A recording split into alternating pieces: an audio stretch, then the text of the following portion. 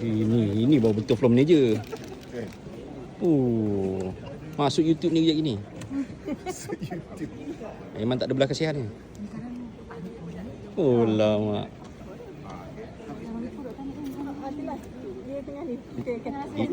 Ini baru sikit tau. Kejap lagi belum pakai blazer gini. Jangan lupa yang ni. Oh lama, nampak tak? Sweetnya tolong pakaikan. Allah. Betul. Memang silang macam tu senang.